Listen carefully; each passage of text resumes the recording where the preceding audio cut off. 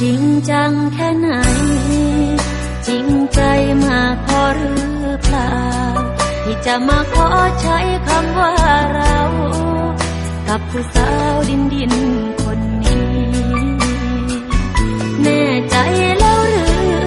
ว่านี่คือหนึ่งเดียวที่มี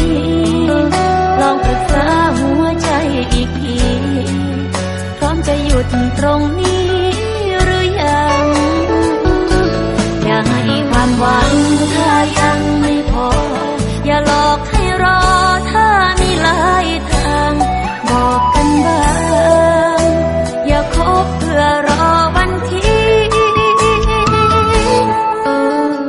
ถึงไม่ใช่เจ้าหญิง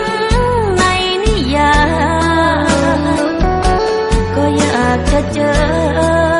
เจ้าชายในชีวิตจริงคนที่แสนดีกับใจคนที่รับเราได้ทุกสิ่งไม่ต้องยกให้เป็นเจ้าหญิงแค่เป็นตัวจริงในใจของเธอก็พอ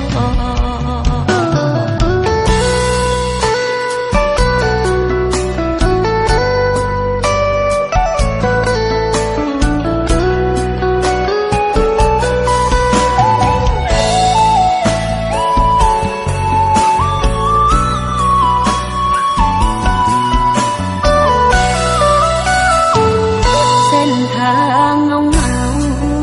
เคยเจอแต่เงารักผ่านก่อความหวังในใจไม่นานหยุดความฝันแค่การให้รอมันเจ็บรู้ไหมกับการคบคนที่ใช่ไม่พอก่อนจะบอกให้หวังให้รอลองนับคนในใจ